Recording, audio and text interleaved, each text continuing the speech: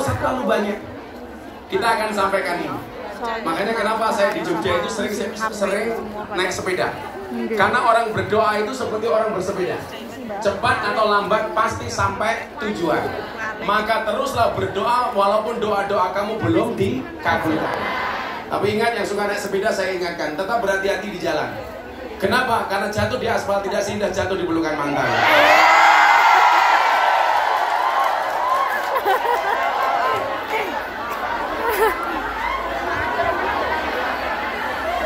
Ada yang punya mantan di sini? Kalau saya tidak pernah menganggap mantan, tapi saya anggap alumni, sehingga bisa reuni. Nah, ibu-ibu sekalian yang saya muliakan, kita sering membaca satu doa yang sering kita sebut sebagai doa selamat. Doa ini sangat komplit, isinya sudah cukup. Maka ketika berdoa, saya lebih cenderung menggunakan doa ini. Yang saya khawatir selama ini Anda membaca doa selamat, tapi secara substansi dan konten Anda tidak paham apa isi dari doa selamat itu. Betul? Maka jangan sampai kemudian Tony Boster, waton muni dobose banter. Becak tanpa pir, waton jeplak tanpa mikir. Kepakis beli roti, Bu Nuris ngitung bati. Oh. Kenana.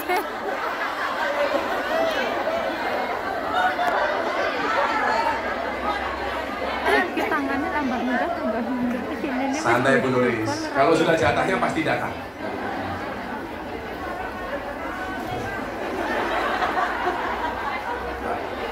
Kita ngomong meneh, saya. Apa jamaah? Nah, aku mau wis takon gitu. Oh, minta hadiah Fatihah. Assalamualaikum Gus, minta hadiah Fatihah. Enggak. Haja Siti Rukayah. Kagem teman seper juangan yang sedang sakit berat di rumah sakit. Oh, Elizabeth Dongkong. Kagem Ibu Rukayah Al-Fatihah.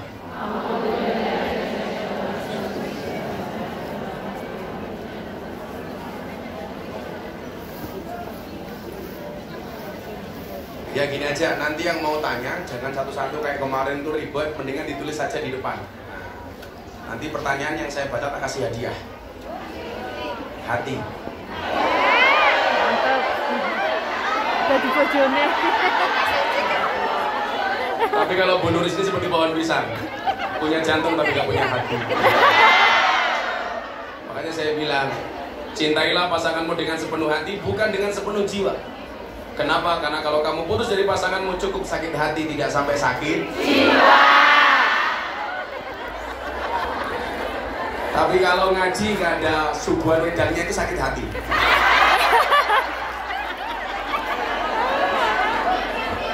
Jujur.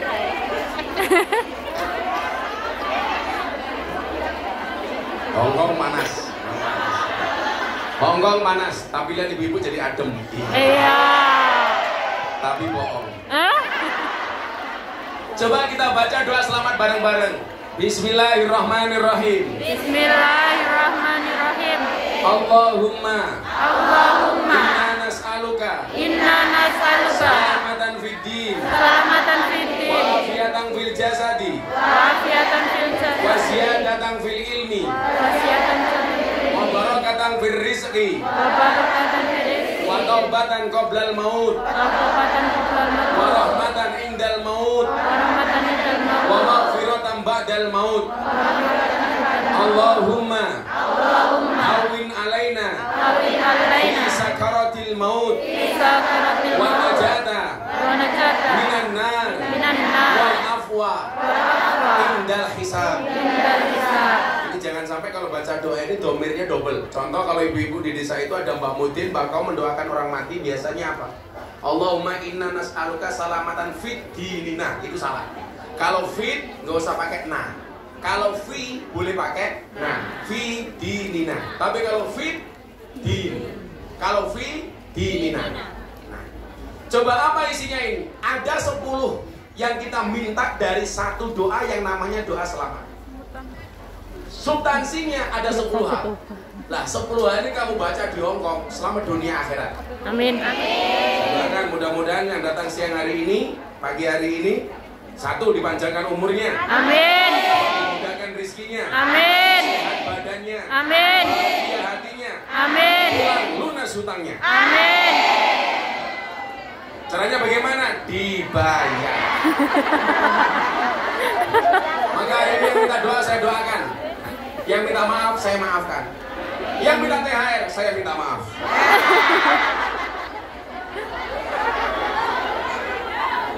Yang jomblo santai, janji Allah Arum 21. Allah menciptakan manusia berpasang-pasangan. Nggih. Itu artinya kalau kamu tidak punya pasangan, jelas kamu bukan manusia.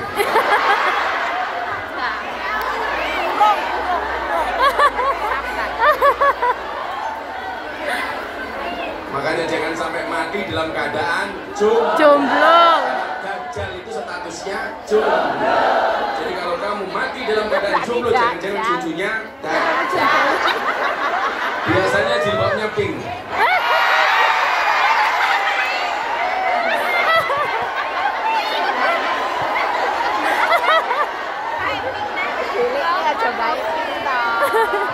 Udah jomblo beneran lagi kita kayak 10 hal yang kita dapatkan dari doa selamat. Yang pertama, Allahumma inna nas'aluka salamatan fiddin. Kita minta selamatkan agama kita. Ibu-ibu yang saya muliakan, gak ada jaminan orang itu lahir dalam keadaan Islam, dimatikan oleh Allah dalam keadaan Islam. Contoh, dulu ada artis yang sangat beken, namanya Asmiranda. Bagaimana kemudian Allah memberikan hidayah kepada yang dikehendaki dan mencabut hidayah dari yang dikehendaki. Asmiranda tahu-tahu masuk Islam. Tapi sebaliknya, kalau Allah sudah punya mau, tahu-tahu orang mendapatkan hidayah Islam. Contoh, Deddy Corbuzier. Nggih. Contoh, DJ Katy Butterfly. Nggih. Yang saya Islamkan. Dia kenal saya tahun 2017. Ketika nge-DJ, mohon maaf, cuma pakai sempak dan kotak tok. Saya ketemu di Bali. Malam hari pas dia nge-DJ, saya selesai ngaji. Ketemu saya di ruang tunggu. Pakainya sudah seksi. Begitu masuk, saya kaget. Untung saya menggunakan kacamata gelap. Sehingga kata kejutan saya tidak nampak. Hati saya teriak, wow.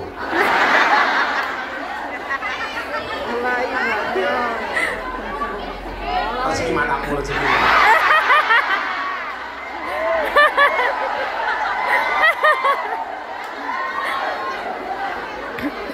Pertemuan itu si DJ Katy bilang sama saya itu kalau pulang nge-DJ, Gus, setiap kali pulang ke kos-kosan, ke kamar saya dengar suara merdu dari masjid. Itu suara apa? Saya jawab, itu suara adzan. Ternyata apa? Seorang non-Islam DJ Katy waktu itu sangat nyaman ketika mendengar suara adzan. Bagaimana kemudian kalimat thayyibah itu ternyata mendatangkan kenyamanan. Maka ala bidzikrillah tatmainnul qulub. Kalimat-kalimat thayyib, kalimat-kalimat thayyibah, kalimat-kalimat tauhid itu mendatangkan kenyamanan. Artinya apa? Kalau Anda susah, gak usah jauh-jauh dari kalimat thayyibah.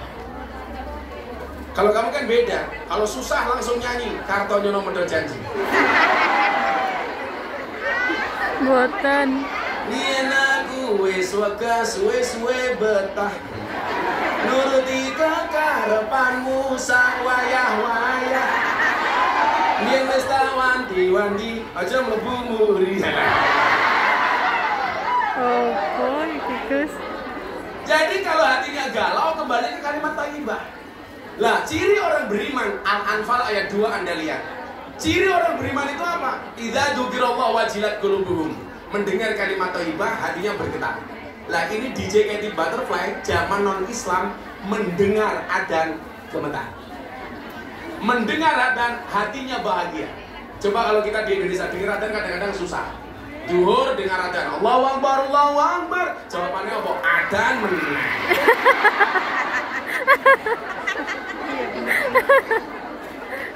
Maka apa? Tidak ada yang bisa bisa menjamin orang lahir dalam keadaan Islam, mati dalam keadaan Islam. Apalagi Anda tinggal di Hong Kong. Ini tantangan imanmu itu jauh lebih berat. Maka saya yakin orang berislam dan beragama di Hong Kong itu pahalanya jauh lebih besar dibandingkan di Indonesia. Amin. Karena tantangannya lebih besar. Mau sholat dihardik sama majikan. Mau sholat suruh masak babi. Mau sholat gak ada tempat, sembunyi-sembunyi di toilet. Betul? Nggih. Itu tantangannya lebih besar. Artinya apa? Begitu Anda di sini berjuang mempertahankan agamamu, itulah jihad. Bukan teriak-teriak tutup rumah makan di bulan Ramadan. Itu bukan jihad. Tapi pengen makan nggak kelakon.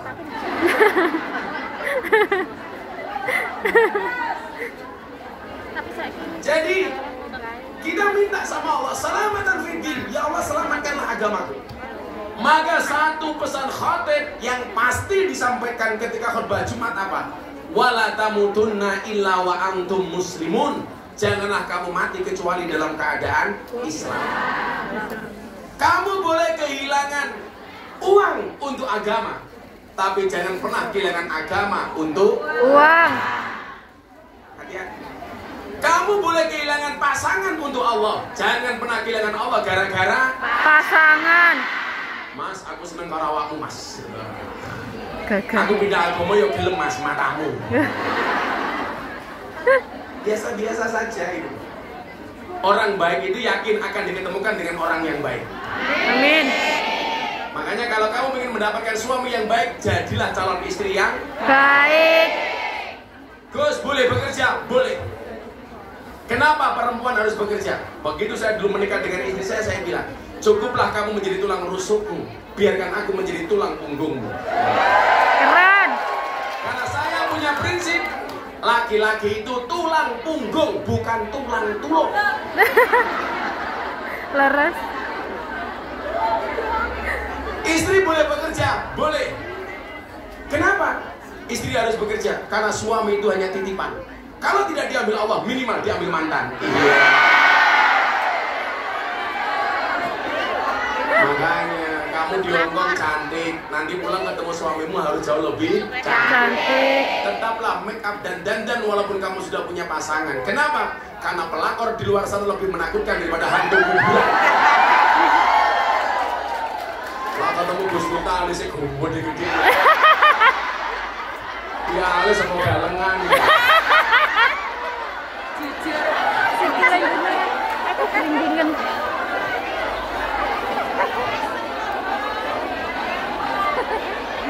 Direwangi alisan sampai subuh demi Gus Miftah malah diomong galengan. Orang Jam 4 sudah bangun. Jam 3 sudah bangun. Tahajud. Jam 6 sudah sampai sini. Ya nih, demi kamu.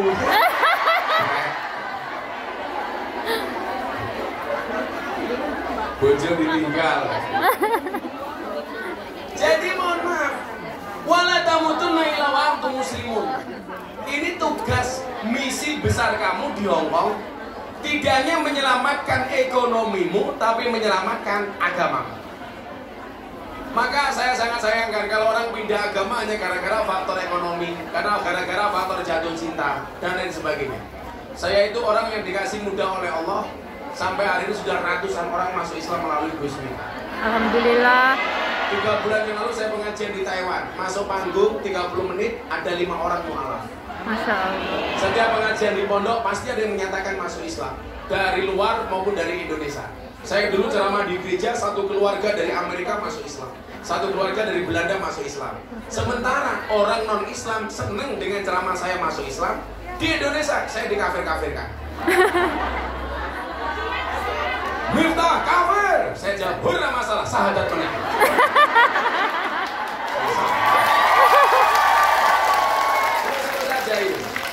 Jadi ciri-ciri mereka katanya orang kafir itu adalah, orang Islam menjadi kafir adalah ketika masuk tempat ibadah agama orang lain.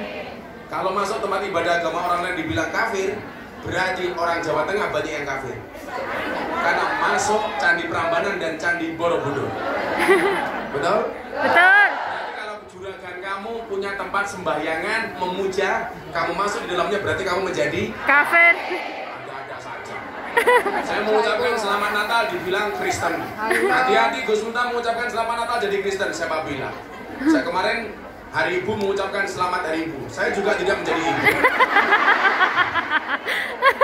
Masa gara-gara selamat Hari Ibu? Hai. Nah, doa selamat ini yang pertama kita minta Allah, selamatkan agama kami ya Allah. Bahkan dulu di zaman Nabi Musa alaihissalam ada ulama besar yang mohon maaf, setiap kali dia minta sama Allah, doanya pasti dikabulkan oleh Allah. Dan Anda tahu, ulama besar ini mati dalam keadaan kafir. Namanya siapa? Bal'am bin Bahura. Coba, kalau kemudian Allah mau mencabut hidayahnya, mohon maaf, seorang ulama besar sekalipun bisa mati dalam keadaan kafir. Kenapa Bu? Kenapa? Karena hidayah itu urusan Allah. Makanya kemarin saya ceritakan, Deddy Corbuzier itu seminggu setelah masuk Islam, saya ajak Jumatan di daerah Bintaro. Dia tanya sama saya begini, bro, I will to ask you. Saya ingin tanya kepada Anda, apa Mas? Saya bilang, ini kan orang kalau jawaban yang saya sampaikan ke Deddy harus masuk akal.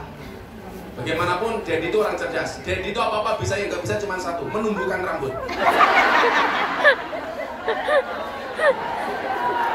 Makanya kemarin dia marah-marah, saya tawarin jadi bintang iklan Sambo.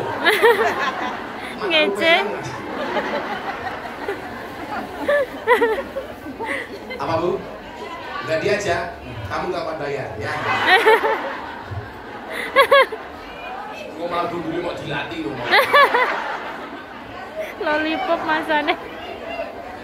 Nah pertanyaannya apa? Ini saya sampaikan supaya ibu-ibu di Hongkong ini benar-benar bisa menjaga agamanya.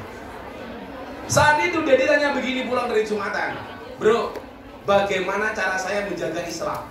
Bagaimana cara saya menjaga iman? Saya tanya sama Deddy, kenapa kamu tanya seperti itu bro? Tadi kan kita Jumatan tuh, khotibnya bilang, janganlah kamu mati kecuali dalam keadaan Islam, kecuali dalam keadaan iman. Saya bilang waktu itu, bro, benar aku yang membimbingmu masuk Islam. Benar kamu belajar Islam dari aku. Aku menjadi wasilah hidayahmu. Tapi ingat, saya tidak bisa menjaga iman dan Islam. Jangankan imanmu, saya juga tidak bisa menjamin imanku sendiri. Kenapa? Yang bisa menjamin keimanan kita hanya Allah.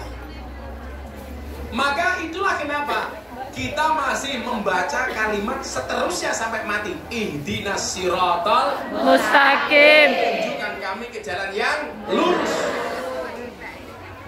Kenapa? Karena yang bisa menjamin keberlangsungan hidayah itu hanya Allah. Apalagi kamu tinggal di komunitas non-muslim mayoritas. Tantangannya besar. Akhlaknya harus dijaga, rahmatnya harus dijaga. Maka apa? Minta sama Allah. Kenapa? Karena selain memberikan hidayah iman, Allah juga memberikan musuh yang nyata bagi kita. Namanya siapa? Setan. Innahu lakum aduwwum mubin. Setan itu musuh kamu yang paling nyata. Dan yang perlu Anda ingat, setan itu tidak mencuri rumahmu, setan itu tidak mencuri mobilmu, tidak mencuri sertifikatmu, tidak mencuri depositomu. Tapi setan itu mengintai imanmu dan berusaha mencurinya darimu. Kenapa? Karena setan tahu harta yang paling berharga bagi seorang muslim adalah iman. Maka saya bilang, sak dablek-dablekmu, sak nakal-nakalmu, seberapapun banyak maksiatmu, jangan pernah tinggalkan Tuhanmu. Jangan pernah tinggalkan sholatmu. Aku ra urusan karo maksiatmu. Ku arepe nakal kuwi urusanmu. Urusan saya cuma satu. Jangan pernah hatimu kehilangan Tuhan. Pertahankan Tuhanmu dalam hatimu. Kenapa? Karena besok yang kita banggakan di hadapan Tuhan cuma satu, iman yang ada di dalam hati kita. Makanya nyuwun sewu, kok saya nakal? Sama, saya juga punya potensi nakal. Saya ahli maksiat, saya presiden para pendosa. Tapi mohon maaf, pada akhirnya yang selamat adalah ilaman atau Allah biqalbin salim, yaitu orang yang datang kepada Allah dengan hati yang selamat. Bilang hatimu dijogo lho. Nggih. Nggih. Sampun dipageri. Untukmu.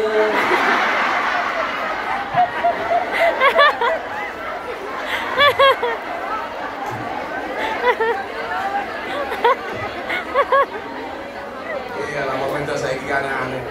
Untuk dowo di pagari. Pantesan kawat jemuran di pondok saya hilang. Dia tanya sama saya, "Bah, boleh nggak saya pasang kawat gigi?" Nggak boleh. Kenapa, Bah? Bahaya. Kalau sampai kamu pakai kawat gigi, tak cipok nyantol sampai.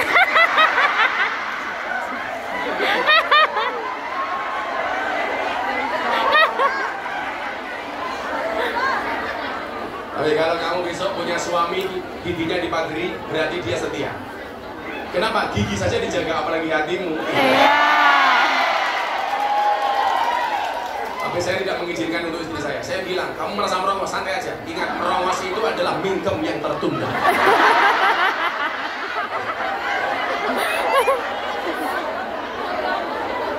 Kan ada peribahasanya. Apa peribahasanya? Merongosong berbunyi nyaring. Merongosong. Merongosong. Siapa yang merongos sebelah saya? Mana? Oh, ini di belakang ini. Saya aja yuk. Orang merongos itu belum kuliah sudah dapat gelar MSc. Merongos sak cocote. Maka doa selamat itu yang pertama minta oleh Allah kepada Allah diselamatkan agamanya. Maka tolong ini mbak-mbak, ibu-ibu semuanya dihafalkan doa ini. Kemudian yang kedua apa isinya? Wa afiyatan fil jasad. Artinya apa? Ya Allah, sehatkanlah badanku.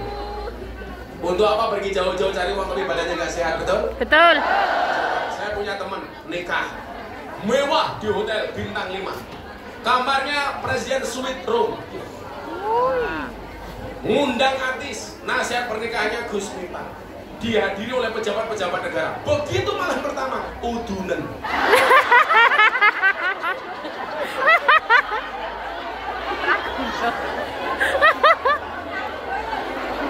Kudune malam pertama melotot yang lain malah mau melotot kudu. Iya, iya. Rasi tak kekuk-kekuk.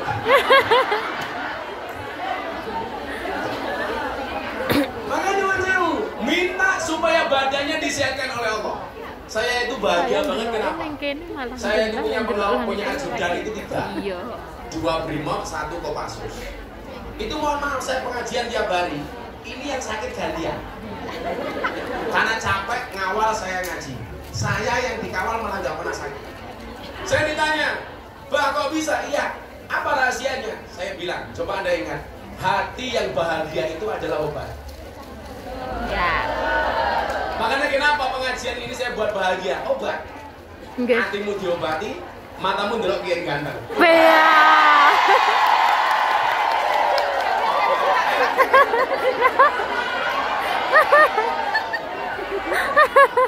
Supaya sehat lahir batinnya gitu loh. Nggih. Kayak Bunda Indonesia kan sehat, udah lunas utangnya. Mosok tiket tahun 2024 April dipakai sekarang. Itu kan bayar utang.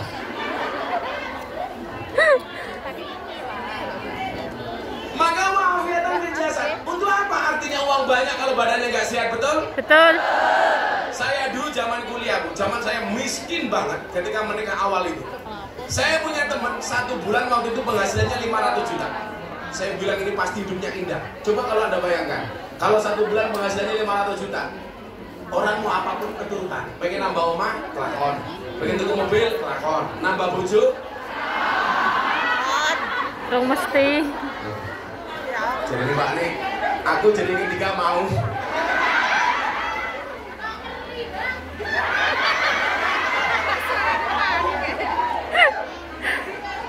Mbak, semua orang itu punya ujian dan tantangan masing-masing. Mungkin ada di antara kita punya ujian keluarga, berangkat ke Hongkong mergo bojone bosok, betul? Ada. Tapi ya kok enggak. Biasanya jilbabnya coklat. Iya. Rong de bojo.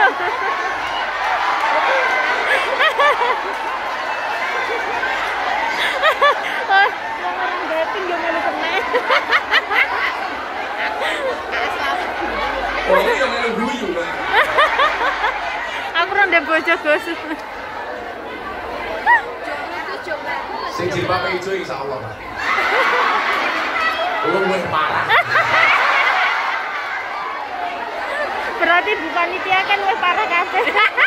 Iya. Panitiane ijo kabeh. Semua orang itu punya ujian masing-masing. Ada yang diuji dengan anaknya, ada yang diuji dengan suaminya, ada yang diuji dengan keluarganya, ada yang diuji dengan orang tuanya, ada dapat ujian ekonominya, macam-macam. Akan utang.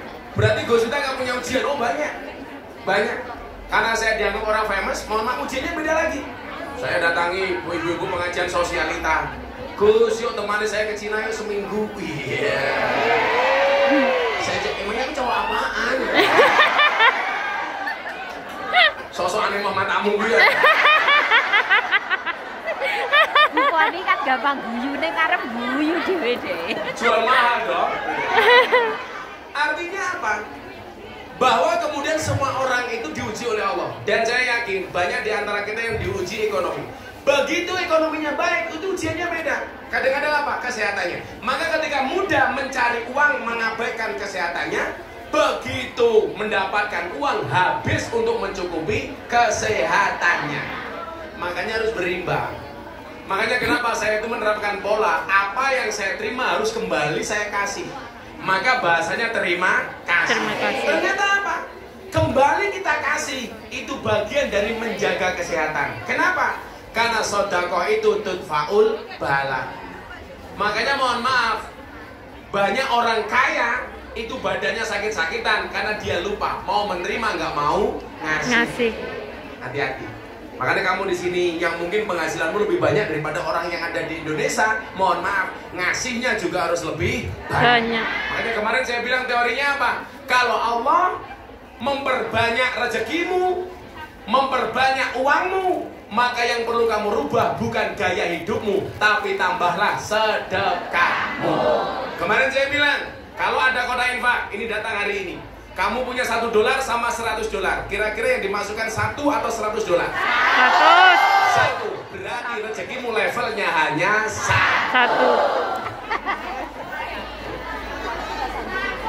Berapa Bu? 100. Yang dirubah itu bukan gaya hidupnya, tapi apa? Pola sedekahnya.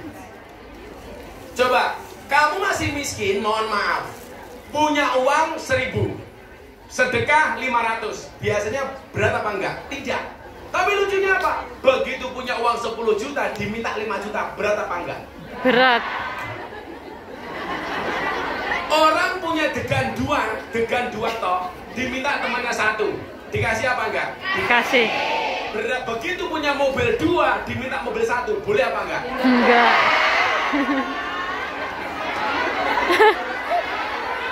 Padahal kan sama konteksnya. Bener nggak? Loh. Ya sudah, kalau tidak bisa saya doakan kamu kelasnya cuma punya degan 2 tok. Jangan naik ke 2 mobil. Kita punya uang 1.000, ada kotak infak, dengan ikhlasnya kita masukkan 500 rupiah. Tapi begitu punya uang 100 juta, diminta 50 juta, berat apa enggak? Berat. Berarti yang naik apa? Gengsinya, bukan sedekahnya. Coba nanti kita lihat panitia. Yang dimasukkan $1 apa $100? Kalau $1 ya selamanya levelmu hanya $1. Tapi kalau $100 levelmu berarti $100. Langsung tambahin. Durung mengko. Jadi termasuk bagian dari wa'afiyatan fil jasad, menjaga kesehatan badan itu adalah dengan sedekah. Makanya kalau saya bilang sama bunda itu, bunda, kalau terutama hari Jumat, kamu keluarkan sedekah Jumat sepagi mungkin. Kenapa? Karena dalam kitab Wasiatul Mustafa disebutkan, bisa jadi Tuhan menurunkan bala di siang hari, itu tidak jadi gara-gara ditolak dengan sedekahnya di pagi hari. Bisa jadi siang itu dia mendapatkan musibah, tapi gara-gara pagi harinya sudah sedekah, maka sedekah itu menolak musibah yang datang di siang hari.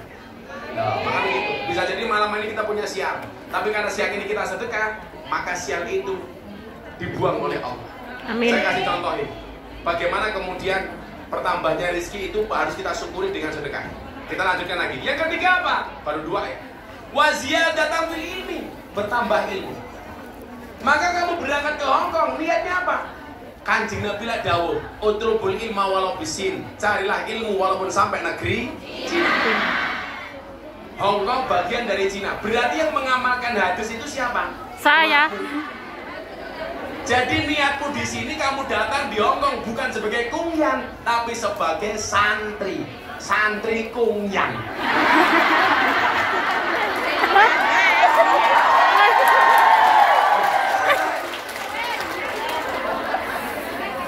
Wah, ngomong mondok. Sebagai apa? Santri. Santri itu kan pemahamannya apa? San itu insan, tri yang memiliki 3 hal. Islam, iman, ihsan. Ketika kamu di Hong Kong mempertahankan Islam, iman, ihsan, berarti kamu Santri. Pondok kungyan.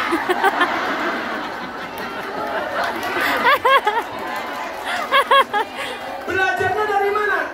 Bisa dari YouTube, bisa dari medsos. Sekali-kali menghadirkan Gus Miftah.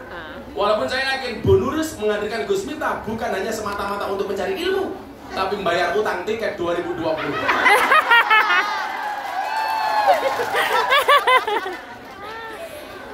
Makanya pinter sing diojo-ojoi anakku, ayo neng Meka ikut. Itu suap.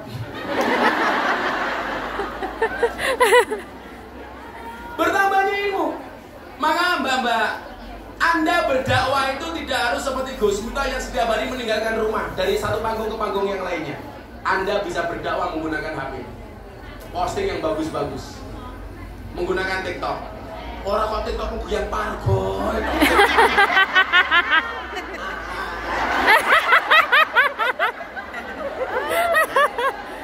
Lagi tren. Coba gini, Nuris. Ini yang hadir, tak kasih lomba bikin konten di TikTok. Nah, nanti 5 terbaik tak kasih hadiah melalui Bu Nuris. Orang dua TikTok, mau Instagram, mau apa terserah, mau Facebook terserah. Tidak harus sekarang, goblok. Kan perlu ngedit. Yang perlu diedit itu konten TikTokmu, bukan raimu. Saya itu tersinggung kalau ada orang posting foto, dia dicakep-cakep. Dia dicakep-cakep baru diposting. Saya tersinggung kepada orang yang suka edit foto cakep-cakep. Kasian Gus Miftah yang sudah cakep dikira editan.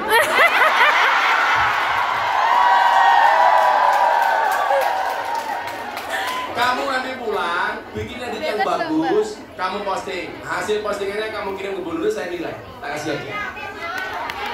Pengajian kita hari ini yuk. Semangat mateng loh. malah jadi Mariam orang rambut khusus sama tangan. Abu Samsudin begitu. Wah, anak buat kita.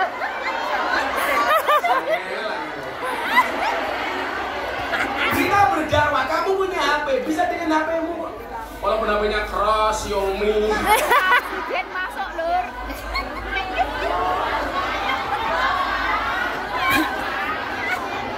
Artinya apa? Dakwah di medsos. Dengan konten-konten itu, sehingga apa? Bertambah ilmumu.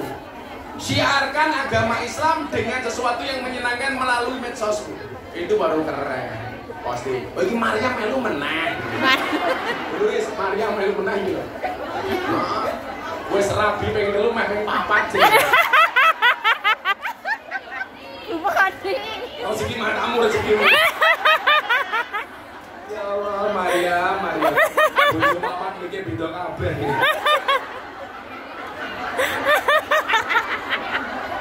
Wah, wis santai. Waziyatan ilmi, bertambahnya ilmu. Kita berharap siang hari ini insya Allah bertambah ilmunya. Amin. Amin. Kemudian apa? Wa barokatan fir rizqi. Kita minta berkah rezekinya.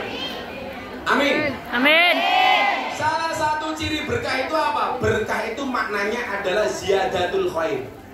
Bertambahnya nilai kebaikan.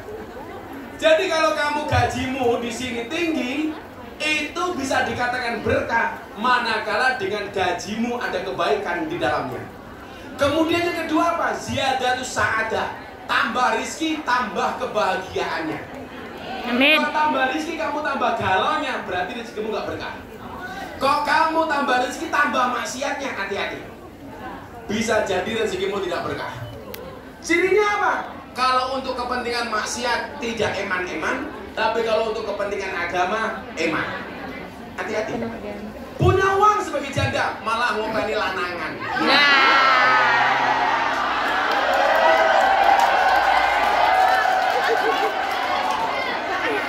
Ada yang seperti itu? Ada. Ini ya tekok. Jilbabnya ya coklat. Lah.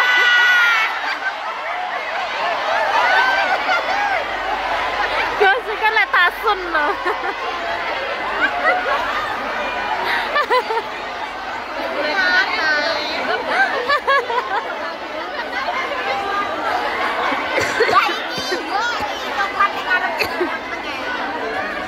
Baik banget, sumpah aku orang.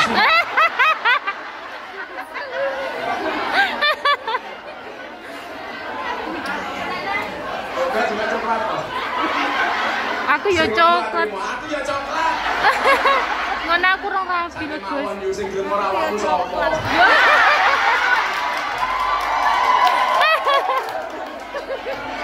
Oh, alah. Expired matamu, expired. Ini bojo.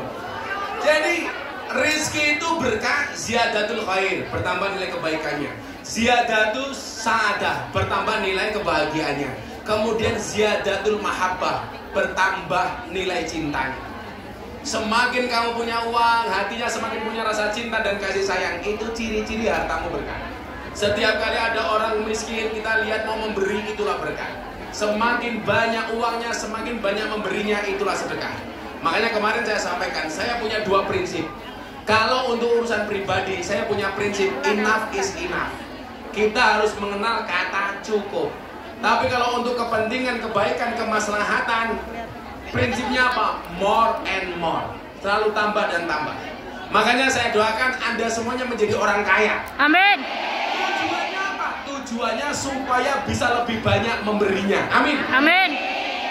Makanya mohon maaf, saya tadi bilang soal sedekah itu nolak bala. Saya kasih cerita satu. Di zaman Nabi Sulaiman alaihissalam. Nabi Sulaiman itu kan nabi yang ditakdir oleh Allah bisa berbicara dengan binatang. Kalau saya dikit-dikit tahu lah. Desa binatang saya tahu. Mbak, suarane kucing gimana Mbak? Suarane asu? Suarane wedhus? Mbak. Suarane boyo? Suara boyo I love you.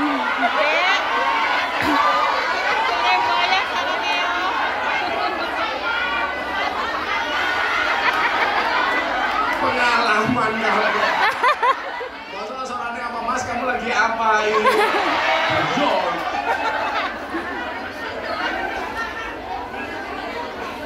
Sayang gitu. Mau suaranya boyo itu adalah bojomu adalah semangatku. Itu Iya. makanya saya itu senangnya apa? Dulu bokong-bokong truk itu rata-rata bahasanya gambarnya cewek cantik, seksi, kemudian quote-nya bojomu adalah semangatku, ayu adine, wah, kutunggu jandamu. Sekarang di Indonesia, mohon maaf, gambar-gambar seksi itu di bokong truk kalah sama gambarnya Gus Muhyiddin. Gak menarik lagi. Nah, zaman Nabi Sulaiman itu ada orang miskin kuadrat, miskin banget, miskin kuadrat. Miskin kuadrat pisan. Kuadrat itu kere banget.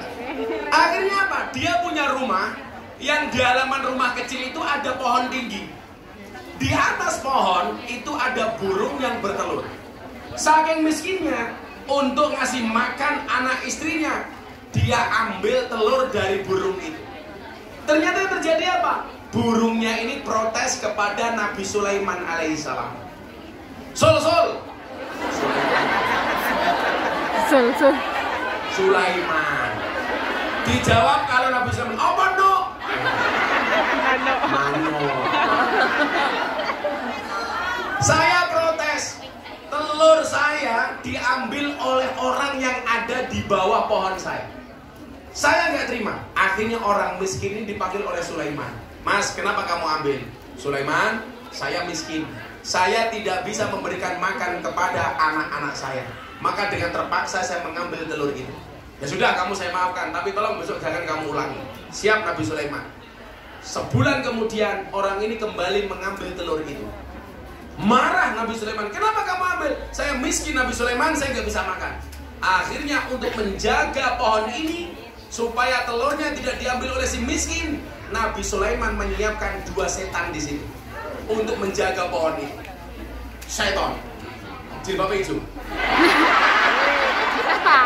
Buri kabeh kena ya.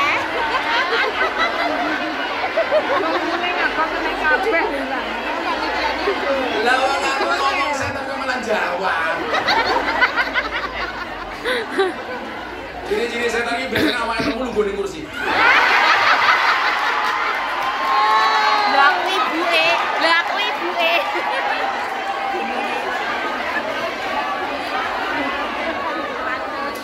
Oh, asam urat. Bunda nulis asam urat. Obatnya gampang, gula batu. Gulanya diwedeknya asemnya, waktunya genutui urat. Nah, singkat cerita, orang miskin ini mau naik lagi karena nggak punya uang, nggak punya makanan. Begitu mau naik, ada suara pengemis di bawah dan paring-paring. Dia ingat punya uang 1 ripis, punya uang satu-satunya. Begitu mendengar suara pengemis ini, dia tidak jadi naik ke pohon, dia turun. Uang yang dia miliki satu-satunya diberikan kepada pengemis ini. Selesai memberi, dia naik dan bisa ambil telur dari burung itu lagi. Kemudiannya terjadi apa? Setan yang menunggu pohon itu dipanggil oleh Nabi Sulaiman. Hei setan, kamu kan saya suruh jaga pohon itu supaya telurnya tidak diambil oleh orang di bawahnya. Kenapa kamu lalai? Apa jawabannya? Sulaiman, tadinya saya menjaga. Tapi gara-gara si miskin itu memberikan sedekah kepada pengemis, saya oleh Allah dilempar ke ujung barat dan ke ujung timur. Coba, padahal mohon maaf, sedekahnya hanya 1 rupiah, 1 ripis saja. Ini menggambarkan bahwa kemudian ternyata sedekah itu bisa menolak bahkan dari godaan iblis. Artinya apa? Kalau kamu tinggal di Hongkong punya banyak uang, kok cenderung hatinya pengen berbuat maksiat, tolong pageri kemaksiatan itu dengan sedekah. Kok kue duit, malah hatinya pengen berbuat dosa, pengen selingkuh, pengen ini, pengen itu. Pageri amal-amal itu dengan sedekahmu supaya nolak bala. Amin. Kok aku duit pengennya dugem wae ya umpamanya. Saya dipageri supaya tidak terjerumus kepada perbuatan maksiat itu dengan sedekah. Itu insya Allah berkah rezekinya. Amin. Amin. Udah nomor berapa? Amin. Empat. Yang kelima apa? Wa taubatan qoblal maut. Minta taubat sebelum Maut. Artinya apa? Sak nakal-nakalmu, sak dablek-dablekmu, insya Allah kita dimatikan dalam keadaan terbaik. Amin. Ya Allah, matikan aku dalam keadaan husnul khotimah. Amin. Senakal apapun saya ya Allah. Loh, bisa Gus? Bisa. Karena Allah memberikan kesempatan kita bertobat sampai najak, sampai sakratul maut. Masih punya kesempatan untuk bertobat. Maka jangan gampang menghakimi orang lain salah. Karena bisa jadi sebelum mati kesalahannya diampuni oleh Allah, betul? Betul. Jangan hakimi orang yang berbuat dosa, karena bisa jadi dosanya diampuni oleh Allah sebelum dia mati. Maka Imam Ali mengatakan apa? Jangan pernah mengatakan seorang itu berbuat dosa. Ketika malam harinya kamu ketemu dengan ahli maksiat, jangan katakan ketika ketemu keesokan harinya dia ahli maksiat. Karena bisa jadi malam itu maksiatnya diampuni oleh Allah, sementara mata kamu tidak pernah melihat. Makanya nyuwun sewu kita jaga. Ada orang berjalan kungyan sama cowok, wah kayak mesti selingkuh. Padahal enggak, yang dosa siapa? Kamu. Oh, fitnah. Kalau saya itu bisa melihat ini istrinya atau selingkuhannya atau seperti apa bisa dilihat ketika di restoran. Yang bayar siapa?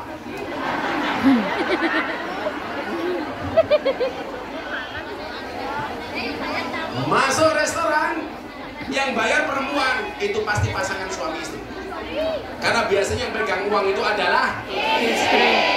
Dan saya sepakat keuangan rumah tangga dipegang oleh istri. Kenapa? Karena kalau dipegang oleh suami berpotensi untuk membahagiakan istri lainnya.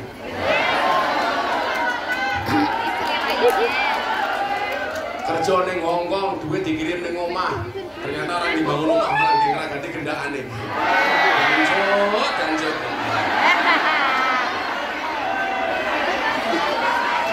Banyak kayak gitu, banyak. Kejadian di Ponorogo, rumah dihancurkan gara-gara suaminya selingkuh. Betul? Harga diriku terluka, Mas. Jadi gue tonggoku, Gus. Tonggoku ke bojomu. Ponorogo, banyak kasus seperti itu. Naudzubillah min dzalik. Makanya apa? Minta rezeki yang berkah, minta taubat sebelum mati. Dan kemudian yang selanjutnya apa? Rahmat sebelum mati. Kita rahmat waktu mati. Siapa itu orang yang dirahmati waktu mati? Orang yang mampu mengucapkan mangkola akhiruhu la ilaha illallah Muhammadur Rasulullah. Gus, aku tak latihan saiki, orang sama latih. Latihannya adalah dengan iman dan takwa. Walaupun kamu hari ini gak pernah sholat, tapi membaca la ilaha illallah, besok bisa jadi mulut kamu menjadi keluh. Tapi kalau kamu banyak amal soleh, gak usah latihan saja.